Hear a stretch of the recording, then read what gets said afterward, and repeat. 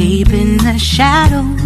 I know it's hard to put one foot in front of the other. So far as the echo.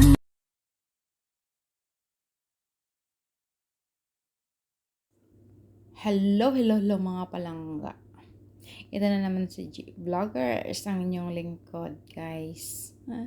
Kung napapansin nyo, ako ay nagsasalita dyan na hindi nyo naririnig kung ano yung kanyang winawalwal. By the way, guys, this video ay magluluto tayo ng biryani. Yan na guys, ang kanin. Hinuhugasan ko yung kanin una. Kasi kailangan natin linisin ng maayos ang kanin. Yung bigas na yan. Kasi yung bigas dito iba. So, nag-prepare na ako ng mga sangkap dyan.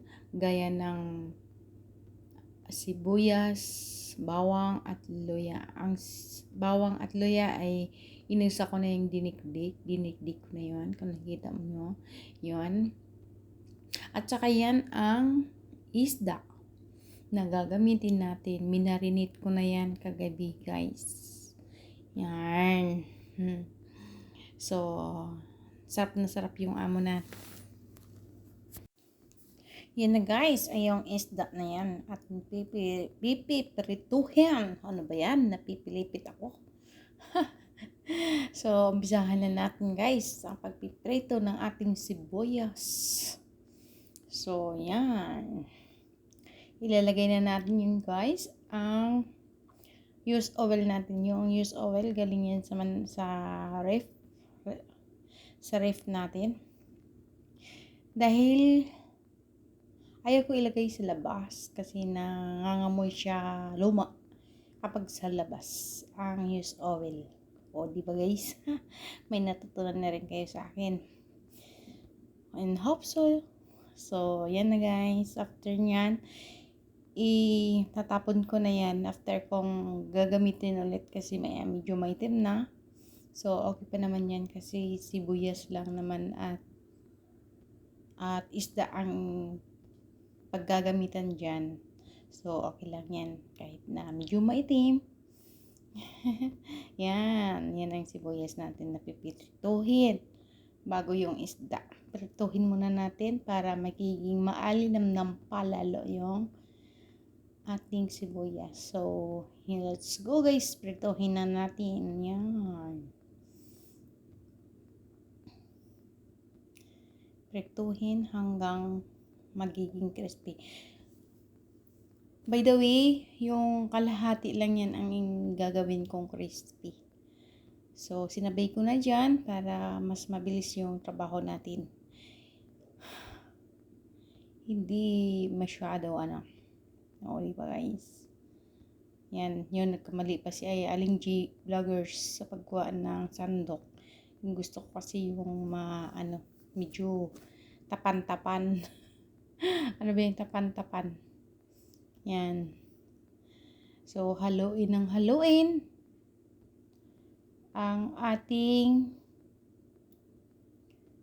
ating sibuyas hanggang magiging crispy. Yan na guys.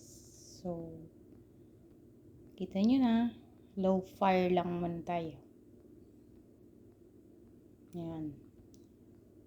Yan. Pagkatapos nyan, sinalin ko dun sa kabilang ang isang kawali na maliit na para sa sibuyas. Kasi magagawa na tayo ng sauce ng biryani. Yan na guys. Para mas mabilis yung trabaho, yan ang gagawin. Double purpose. So, yan. Na mainit na yung kawali. Ilagay na natin yung mantika. Olive oil lang ginagamit ko, mga palangga. Tapos, susunod ko yung butter. Yan. Butter ang ilalagay dyan. Yan na guys. Butter lang yun. Yan, butter. Nilagay ko ng kunti-kunti. Kumbaga. So, yun. O, diba? Tapos ilalagay na natin yung bawang at luya na dinikdik natin. Yan o. Yan, ilagay na natin. Unahin natin yan. Tapos medyo luto naman yung sibuyas. Pagka nakita mong yung nagiging brown na siguro yung bawang at luya, ilalagay na natin. Kukunin natin yung kalahati dyan na sibuyas kasi ang kalahati lang ipapakrispy natin. Pang garnish yan sa itaas ng kanin natin pagkatapos after ng may luto ang kanin. So yan na guys, atin na yan halo-haloin lang, halo. So napapansin nyo dyan si G vloggers parang may glitter tea, walwal lang walwal. Hindi pala maririnig kung ano yung sinasabi. Kasi hindi naka-on yung mic. Oh my God. Akala niya naka-on. So, ibig sabihin, may tea talaga si G Vloggers kung minsan. So, let's do it. So, nilagay ko na yung may nilagay ako dyan na sili. Yan. Yan na guys oh. So, medyo hindi nyo nakikita kasi ang hirap ipakita sa inyo. Kasi, baka parang malaglag kasi yung cellphone ko. So, yan. Hindi nyo nakita masyado kung ano yung binibidyohan ko. Oh my God. Iba-iba yung binibidyohan ko. So, it's okay lang guys. Yan na guys. So, halo-haloin. Halo-halo.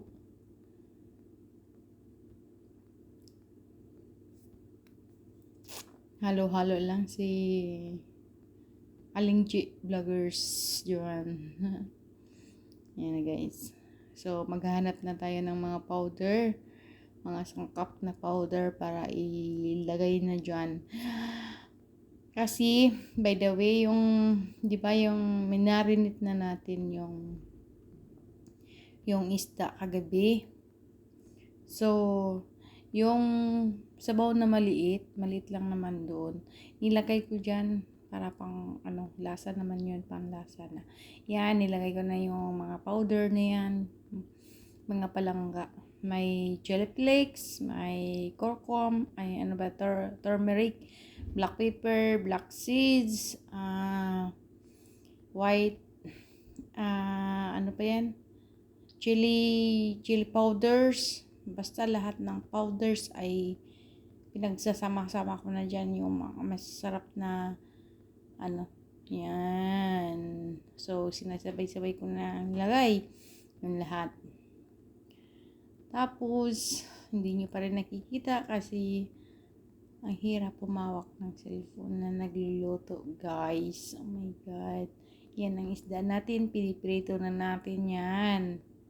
Kasi bago natin ilagay sa may ginawa nating sauce, pipirituhin muna natin para hindi hindi yan drug-drug. Ayaw nila ng drug-drug. Gusto nila buo-buo. So, yan na guys. Magiging buo yan talaga. Walang durog yan. So, prito-prito. Yan. Malapit na yan. Bahagya lang yan ang pagluluto ng isda. Para kasi lulutuin pa ulit yan sa sauce. Ang ang purpose yan kung bakit piniprito para buo. Yan. Sinaling ko na yata yan. Isinaling ko na yung isda. Yan. Yan na guys ang isda na yan. Siya na. Tapos yan ang tubig para sa ating bigas. Pakuluin muna natin. So, pakuluin natin yung bigas. Yung tubig pala. Yan. Habang pinapakulo, nag-aantay lalagyan natin yan ng ano. May nilalagay ko pala yan, asin, cinnamon stick. Ano pa ba yung nilagay ko dyan?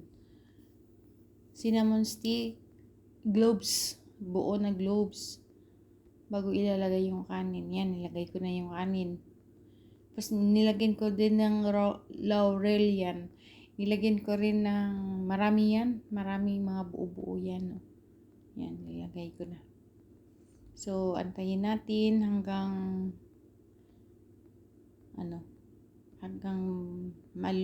bahagya lang din ang luto ng bigas yan. Kasi lulutuin ulit yan together ng isda. So, luto na yan. Hahainin natin. Kukunin natin yung tubig na marami. I-strainer natin. So, in-strainer ko na yan. Hindi ko na yan. Mapapakita sa inyo kasi malayo yung camera. So, yun na. Tignan nyo guys. Ilalagay na natin yan pinatay ko na yung apoy. Tapos, yan.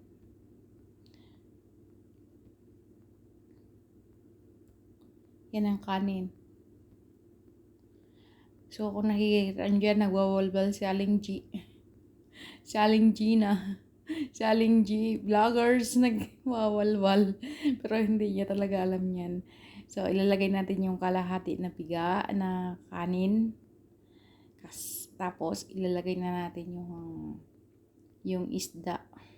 Paunti-unti sa may ayan. Yan na guys. So, medyo masarap niyan. Hindi nyo lang nakikita. Nakikita nyo pa guys. Pasensya na guys. Hindi ko turn on talaga yung camera na mapalapit yung kanin at yung isda na yan. Pero 100% guys, taob na taob yan. Hindi ko nga na-expect na sasabihin ng boss ko at madam ko na ito yung kanin na nakain ko. Ever since in the world, this is the best rice I ate in the world. Sabi ni madam at ni boss ko. So, yung tainga ko, pumapalakpak sa saya. Dahil na-appreciate yung gawa ko kahit na nagbe-vlog. Yan. Tapos, medyo, bitin ako sa sauce. Nilagyan ko ng konti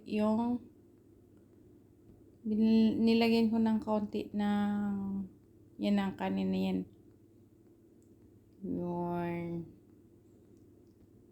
Yan na guys, kanin. Sarap yan.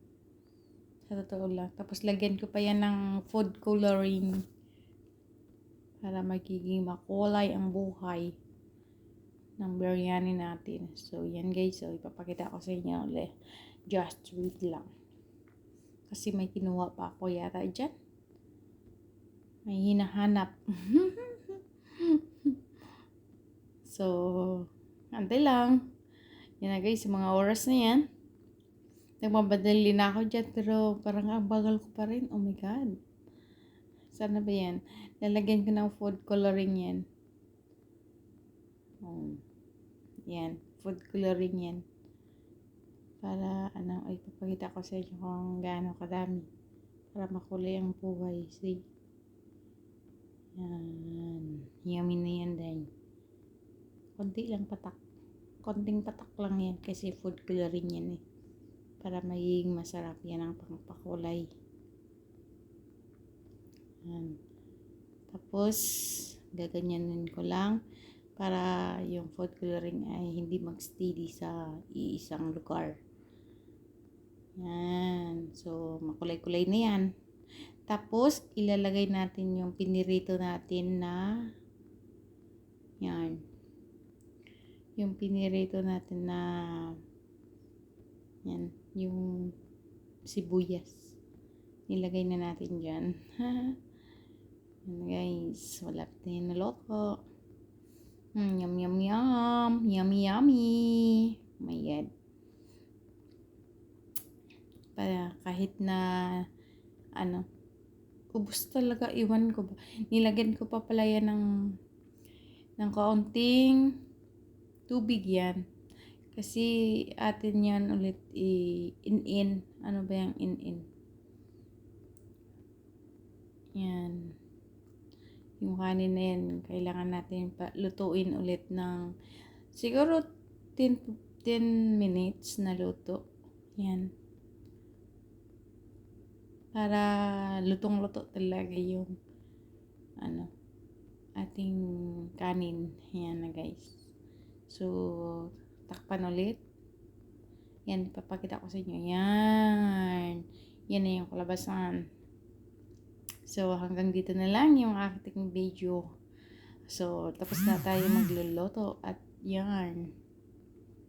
So, thank you so much sa mga nanonood at thank you so much sa lahat-lahat na nandito at susuporta sa main vlogs ni G Universe. I can't think nothing better.